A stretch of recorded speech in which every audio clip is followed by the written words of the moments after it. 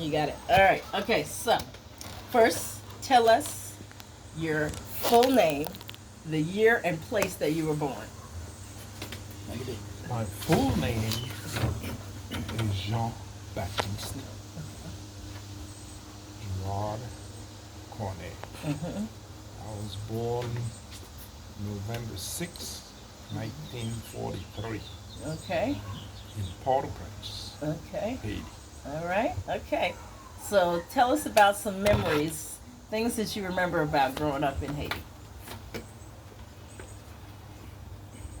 Growing up in Haiti was interesting. Like any young boys, we did the stuff that young guys did. What I remember about the one of the house that where I grew up was it had a big yard, and we had a lot of fruit trees in the yard. We had a mango tree, a gigantic tree which made mangoes. We had a guava tree, Okay. a cherry tree, basically, and I remember climbing all those trees. Yeah. I'm talking, I probably was 6, 7, 8, 9 years Yeah. old. I don't know. Yeah. So that was one of the house that I remember. And Mm-hmm. then we moved to somewhere else. And then the last house I remember is, thank you, Mm-hmm. was in this place, uh, which my father had built this house. Okay. It was an interesting house. And a friend of mine, a kid that I grew up with, well, we played soccer all the time, and all that. And we were not supposed to be because, you would get too hot and all that, but we would tell my mother, oh, don't worry about it. We're not playing soccer. We're just going outside. And we would go and we would play soccer. But this person called me and explained to me that, Gerard, that house was completely destroyed during Oh. the 2010 earthquake. Earthquake. Yeah, the one that he built. Okay. Yeah, all those houses. And we lost quite a few relatives there. Yeah. I don't know if we talked about the De La Tours and Yeah. some other relatives. Most of Port-au-Prince was destroyed. I haven't Yeah. been there since that time, but Milo has been there, and he told me the destruction was incredible. You Mm-hmm. know, he said in some places where they went, to inspect some of the damages, he says the earth had moved so much and whatever that, and there was so much friction and force released that some of the places in the earth had crystallized. Oh. Wow. He says you could look and you could see the rock had become like glass. Wow. Yeah. And the the American embassy there was completely destroyed, so they went. He was one of the people who went there and helped rebuild the embassy Mm-hmm. in Delma. So, Okay. so he spent a couple of years there. Yeah. Yeah. But, Okay. and then after that, by that time it was the year at 61, 62, 63, I think Yeah. we left Haiti. Okay. So, what do you remember about the decision to leave, and what prompted the leaving? It's that is still a mystery to me that I have asked my parents about it.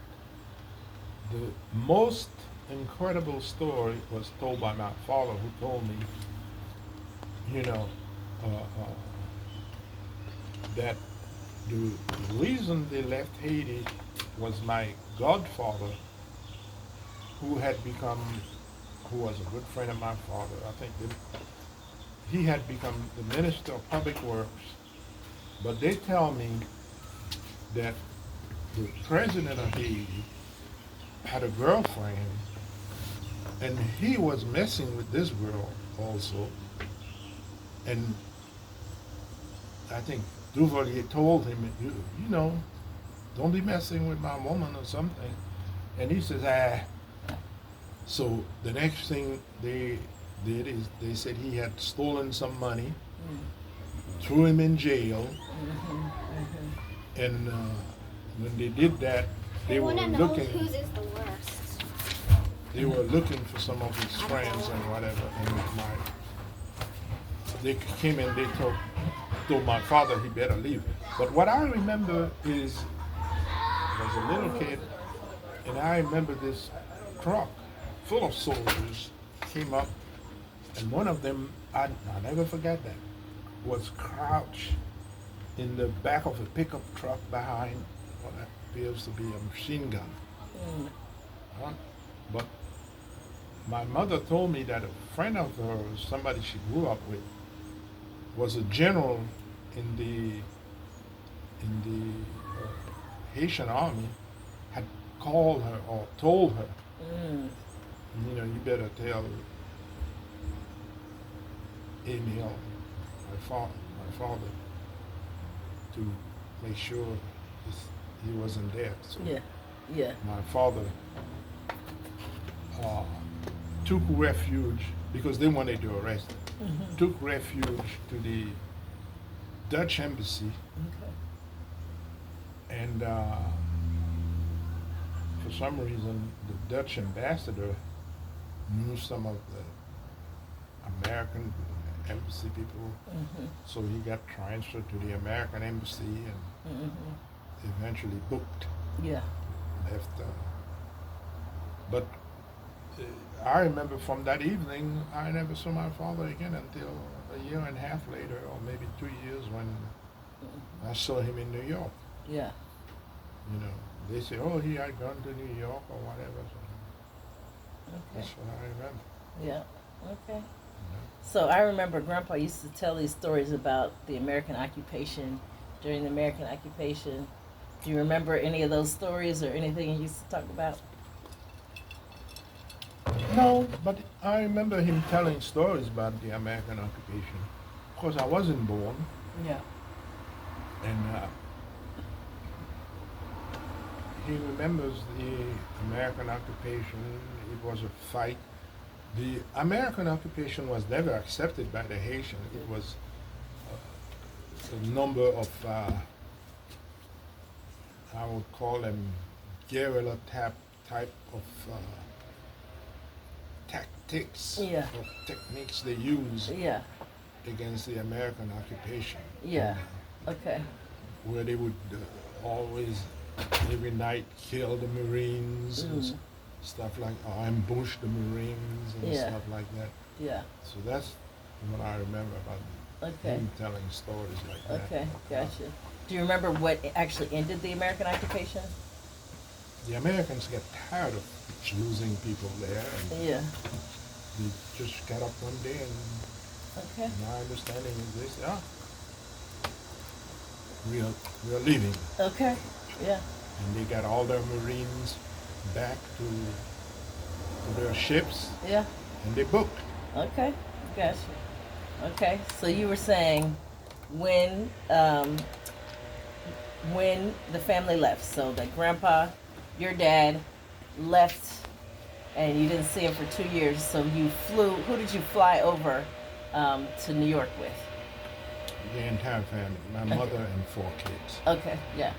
We flew from Port-au-Prince, and when I remember when we were leaving, about half the family, it was maybe 40, 50, I don't know how many people came to wish us good luck. We were going to New York, and of course we were supposed to be coming back Yeah. one day. And, Right.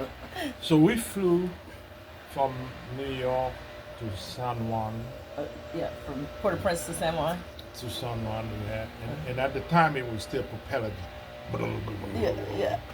So we flew there, and when we got to San Juan, we got on a jet it was Boeing 707 jet. Okay. Flew to, at that time it was called Idlewild International Airport. Okay. So we flew there, and it was the middle of February.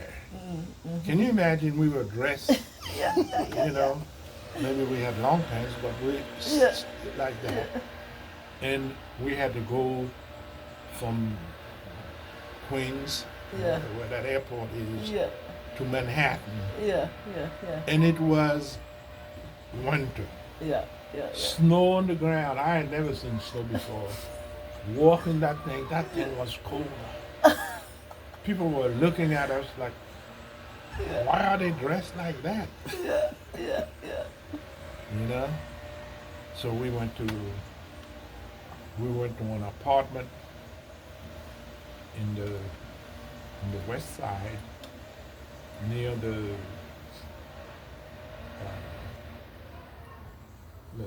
Museum of Natural History and the planetarium.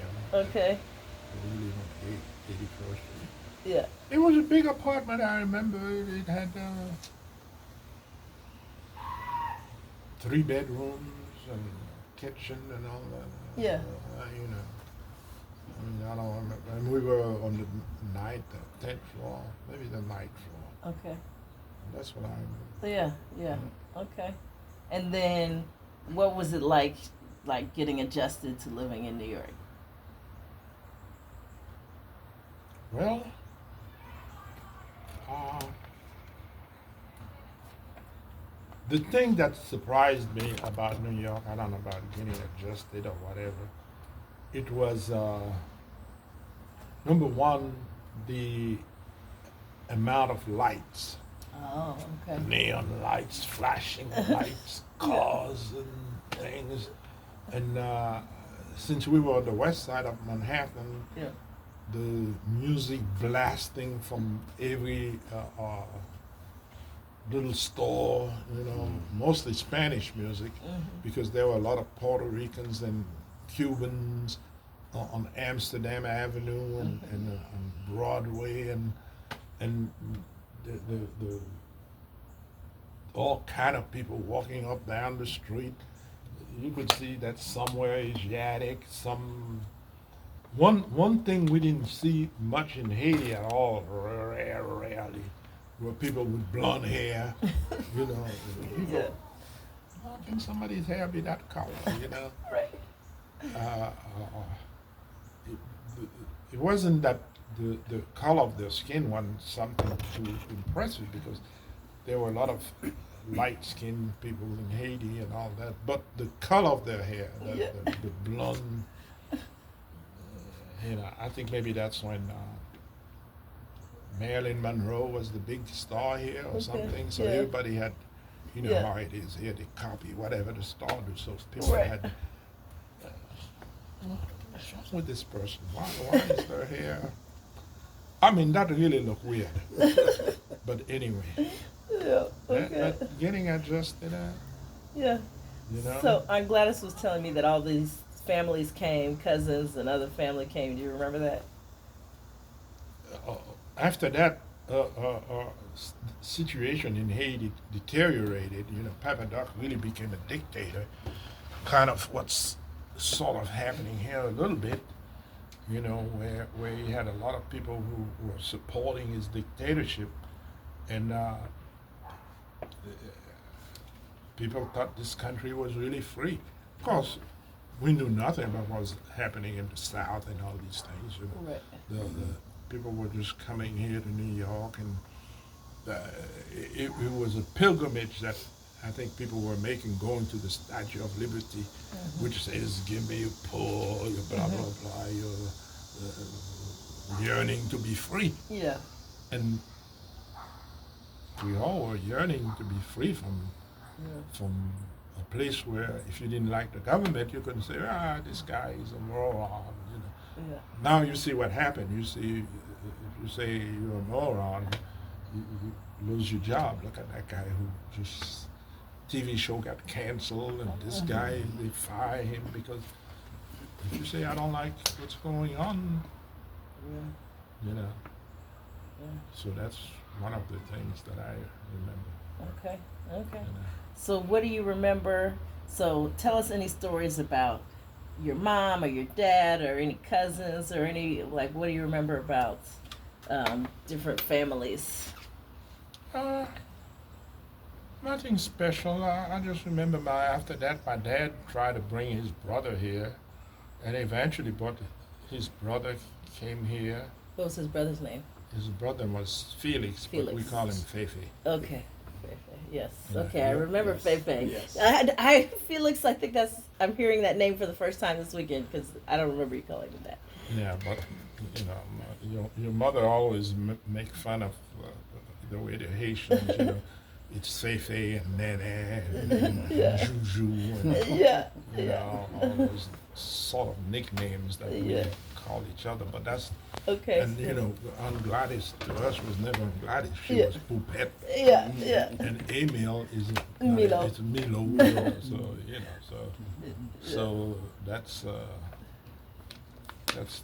way it was. But eventually, most of the family, the sisters ended up here. Some of them went back, like Tanjan did go back. Tan Bebet never went back. Okay. Tan Bebet stayed here. Tan Bebet is Juju's mother. You know, Yeah. Did Tom Babette have any other children? no, it was only Juju. What about Tanjan? Tanjan, it's Nene, and Mama, Marlene, but we call her Mama. And Mama died a few years back. Mama was, what I remember from her, she had a little, kind of a little department store where she sold clothes and things, and she was a true businesswoman. Okay. She really, you know, she would fly all the time to Miami, buy clothes and whatever, and go back to Haiti and then put them in her store, and she stole, you know. And then who were Felix's children? Feifei. Where was he? What? Oh, who were his children? Feifei's children. Fefe's children were my cousin Franz, my cousin Jesse, and two other cousins. They died early. I don't remember. What was the other thing? One of them was murdered in Haiti. He went back to Haiti and something and got in a dispute with somebody, and they shot him at a gas station. And one of them died from they had like a reservoir. They kept drinking water, and for some reason that reservoir was contaminated, and they drank the water, and he had died. But that's kind of what I remember. Okay. Yeah. Yeah. Okay. And so then, if you think about like once you guys were here and everybody lives here, what were some of the things you guys would do where in New York?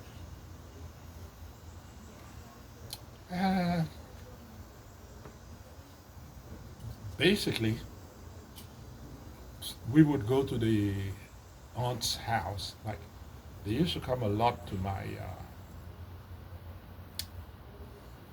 I'll tell you one story before I tell you that.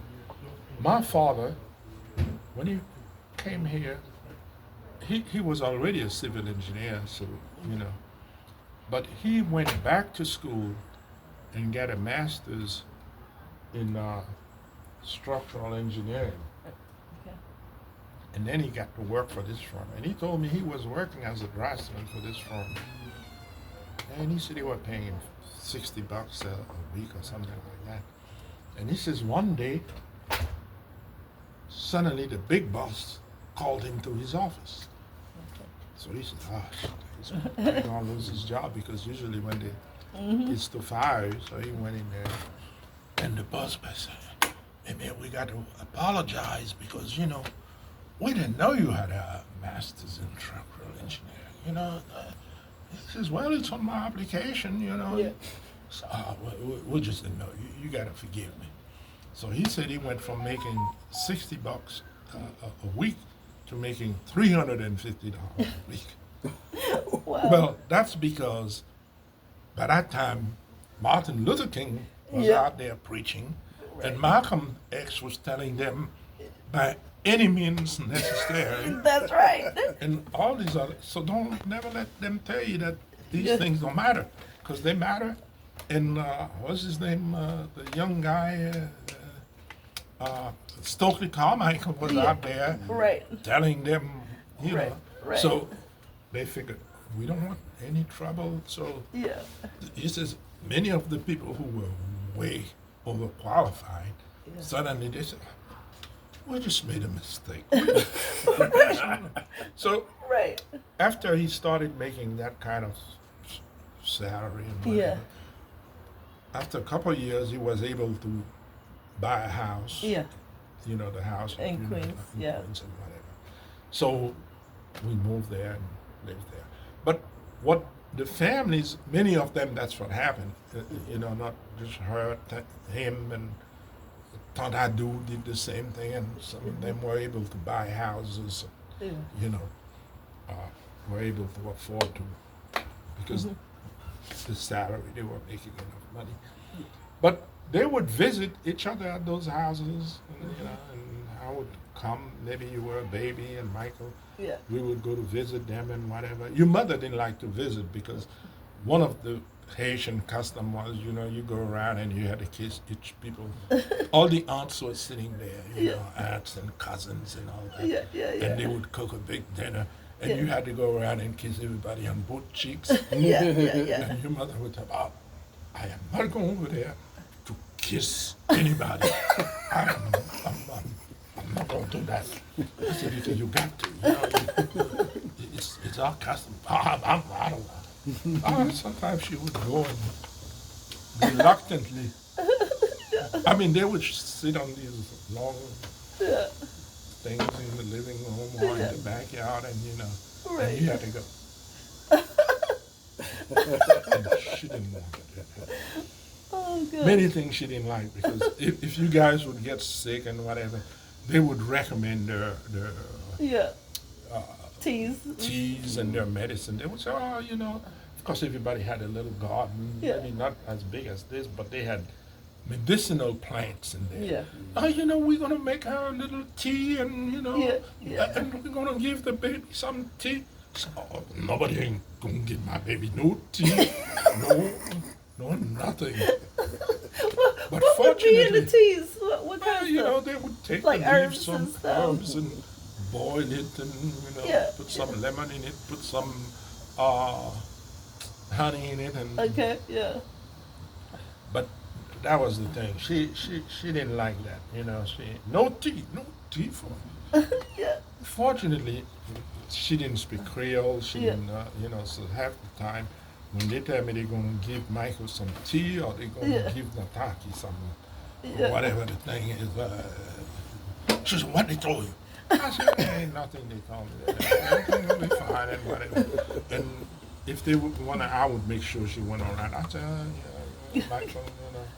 And, you know, little kids, you give them anything sweet, Yeah. they don't give, you know. Yeah. They drank the tea or the Yeah. whatever, you know. Right, right. Or they would take some cabbage leaves, Yeah. you know, Yeah. red cabbage and boil it in water, put some honey in it. And they say, you know, Yeah. little kids, Right. that's good. Can I have some? So that's what they did mostly. Okay. Sit around and talk. Yeah. Nothing, Yeah. Yeah. Okay. nothing really special. Okay. That was So, it. so you mentioned when you were saying that Grandpa got the salary increase, you're saying that one of your other aunts had something similar. Who was that? That was Tante Dimanche. Yeah. Her name, we call her Adu. Yeah, Tante Adu. Who was Yeah. she? I am not so sure how she is related to my mother, but she was, because in Haiti, sometimes the truth of the matter is, some of those people had children out of wedlock or before they were married or whatever. but they were still your relatives, so you couldn't reject them. You couldn't say, so they were still your aunt, and you had to still respect them. You had to still, you know, Yeah. everybody knew they were the family. Yeah. You know, so that's and you better not be asking. You better don't come tell your mother. Hey, how is she related or what? That's your aunt. Okay, man. That was it. Okay. Yeah. So there were some thoughts like that. Okay. There was another lady named, her name was Natalie, and she was one of those aunts. Don't ask me exactly what the connection was, Yeah. but she was an aunt. Yeah. Yeah. Yeah. And when you saw her, you kissed her on both cheeks, Yeah. like, and, Yeah. Oh. and that was it, Yeah. Yeah. Yeah. Yeah. you know. Yeah. So even in New York, even though we were not in Haiti, we had large extended family. Yeah. you Yeah. know, Yeah. So, Yeah. Yeah. Yeah. so that's basically the way it was. What do you wish that what would you like the next generation to know about Haiti, or you guys growing up, Well, about growing up, or about Haiti, or about anything? I don't Life know. experiences. I think we all, me and some of my Haitian friends, people who went to school with me and get scattered around the globe. I have a friend, several of them who they live in Montreal. Mm-hmm. Sometimes we say it's a shame. All we do is some kind of a melancholy. Is that the word? Yeah, Right. melancholy. Yeah. That because we had never thought we would have spent our entire life out of the country. Yeah. And some of them, periodically, I get news somebody had passed in France or in Belgium or wherever, Yeah. Of course, we thought we were coming here for a little while, and Yeah. maybe we would have enough money and do like Haitians used to do: go back to Go back, Haiti, yeah. find a nice place on the side of a mountain where you Yeah. could build a house and look at the sea, the sunset every day on the sea, which Yeah. truly is an experience. I think that's what drove in me the sense of colors, and I mean, you just have to see it to believe Yeah. it. Yeah. Suddenly, from the blue, the ocean would turn orange, red, and all kind of. I mean, it's just incredible. Yeah. And I remember from sitting on the side of the house, because there was a big room in the front of the house, and it was like a sitting room, and you could sit in there and watch the sunset. There was exactly something like this in the windows, and you could watch the sunset and watch the ocean and watch the ships sailings, and that was the dream of every Haitians, Yeah. and of course the dream of every supposedly quote middle class. You had all kind of servants. You know, you had somebody who did the laundry, somebody, and I can remember your mother when we went to visit Haiti. We would sit at the table, and and they had to cook food for us and whatever. And I remember one time we had to her, Vicky, take your plate to the sink. And she said, oh, don't worry about it. The maid will do it. I said, Jesus Christ, you who always be telling me about, now you can get used to that stuff pretty quick, right? Right. I'm telling you, it was ridiculous. Like, I can remember when I was a little kid, each one of us, each one of the kids, we had a maid. Yeah. I had my own maid. Yeah. Just for you. Just for me. Well, when I came back from home, from school, she made sure that I had something to eat and whatever. she made when you get up in the morning, she made your bed and whatever, you know. And these were probably the truth of the matter. The reality is probably people who should have been in school. They were like 14, 15, 16, things like that, you know. Yeah. So it's also a very exploitive system we had. Yeah. We still do, I guess. I don't know. I don't know much about how it is now, but that's how it was. But I remember you go to Haiti and you see these people. We had a guy who was supposedly a gardener, took care of the lawns and whatever. We had a guy who drove my mother because my mother didn't drive. In Haiti, you know, the women didn't drive, so there was a chauffeur. There was a guy named T. Charles. I remember him. Then there was somebody who did the cooking. Yeah. It was, you know, the cuisinière who did the cooking. And there was another lady who dusted the furniture. So it was kind of... Did you have a large house? A lot of property? I won't say it was large, but it was pretty large, you know. I remember I remember I shared a bedroom at one time with Guy. Then there was my sister had a room, Emil had a room, and then there was my parents' room and all this kind of thing. And then there was a living room and dining room, the formal one, and there was the living room and dining room where you ate your meal every day. Then there was a kitchen. But there were two kitchens because there was one kitchen my mother would use.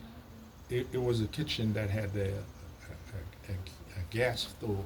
Okay. And there was another kitchen where they used charcoal. So, Okay. and then in the yard there was a smaller house Yeah. where one of the maids, because there was a living maid too, Okay. Yeah. that lived there. So, you know, like I said, it was kind of an exploitive system. But they told me that the earthquake just destroyed that house completely. Yeah. You know, and we lost some relatives in the earthquakes, you know. The Delatour, which were kind of family and whatever. As a matter of fact, both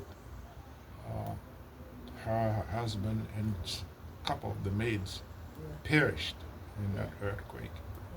The house collapsed on them. Yeah.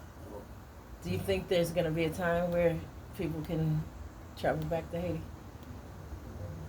I would hope so, Okay. but the way things look like now, Yeah. What do you think is the main struggle with how things?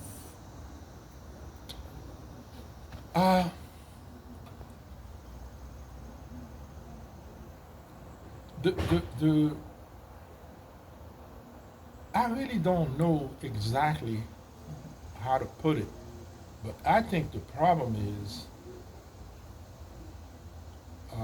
I hate to say that, but I think I blame it on America. Oh, okay. I think there was a time America really, I think, had leadership where, you know, maybe there was the fight between communism and capitalism, and they were using the Monroe Doctrine, and America felt responsible for the Americas, you know, and they would always encourage maybe not policies that were completely democratic, but at least, you know, they would ensure that the currency in Haiti was relatively stable. They had pegged the dollar to 5 of the Haitian currency, the gourd, for a long time. They you know, so things were, you know. Now it seems to me that the only people that the America worry about is the the Chinese. That's the only people they worry about. And somebody was telling me the funny thing is that the Chinese, as a matter of fact, Nene, and is what they were telling me, the Chinese, a lot of Chinese in Haiti now. And they said the Chinese dare do one thing that they had never done before, come up with the ships and submarines in the wind passage between Haiti and Cuba and come there. They said Okay. that's something they had never done before. We pause for 2 seconds. Yep.